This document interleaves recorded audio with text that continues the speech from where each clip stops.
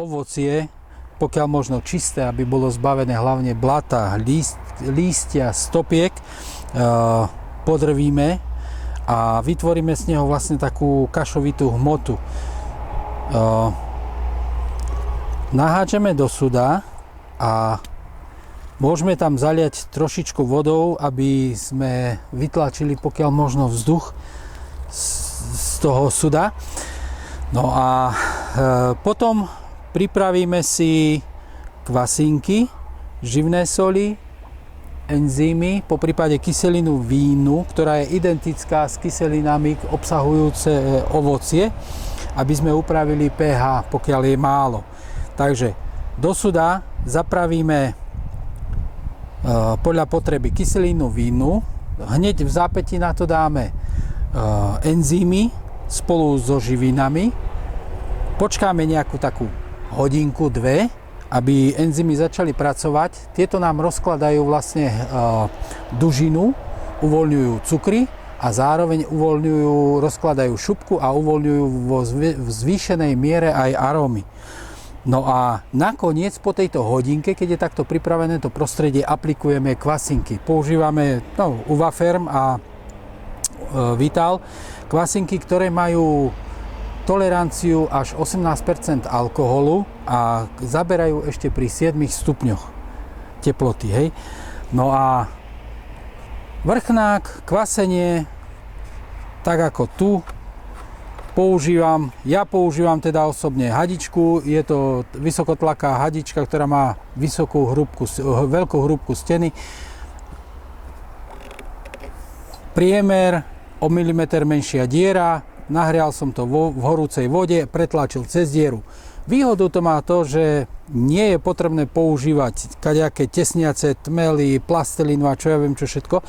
Keď hadička sa otlačí, že ľahko sa točí, tak jednoducho ho len chytím a takto ho potiahnem na miesto, ktoré je neotlačené a to otlačené mi vyjde tu. Hadička má tu zase výhodu, tento materiál, že má svoju pamäť a ona po nejakom čase vráti sa späť do pôvodnej polohy a zase keď sa otlačí semka, tak ho zase vrátim naspäť. Sud zavriem, zatiahnem skruš.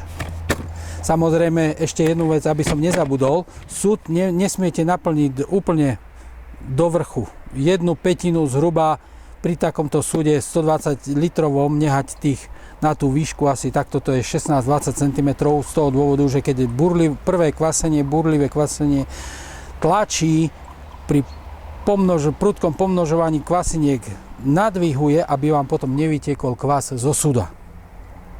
Potom po prvej fáze kvasenia začne si to sadať, takže zavriem.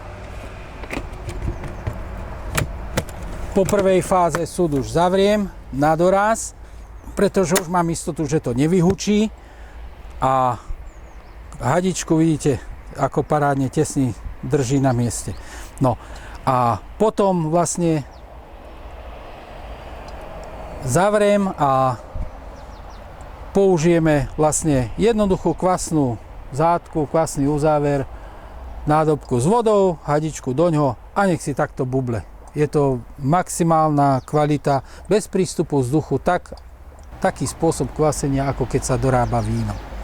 Je to vlastne, by som povedal, že v merite veci v súde dorábame ako keby víno, len s tým, že ovocie ako slivky, hrušky, jablčka dosť ťažko sa odšťavujú a navyše z čistej šťavy získavame víno, čiže nepálime ten pravý ovocný destilát, ale už skôr to inklinuje k tomu vínu, teda k vínovici, takže dorábame tu svojím spôsobom víno, ale spolu s tou dužinou, takže získavame viac tých aróm.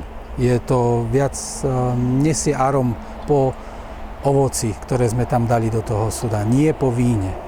No a keď nám prebehne burlivé kvasenie, nastane druhá fáza kvasenia, je to tzv. Dokvasovanie, kedy už väčšina kvasiniek odumrela, začne kvas klesať a a začne si sadať a vtedy aj ten kvasný proces sa predlžuje, takže už len čakáme na to, kedy to dokvasí, prestane sa vytvárať kysličník uhličitý, prestane nám bublinkovať pomaličky, možno aj časovo teda natiahne sa to aj časovo, možno nejakých 2 mesiace, zvykne kvasiť 2 až 3 mesiace, hej, 10 až 12 týždňov, záleží zase, aká bola cukornatosť ovocia, aké podmienky máme, hej, či je tam vyššia teplota, ideálna je povedzme okolo 15 stupňov niekde, no povedzme od tých 10 až 20 stupňov je ideálne.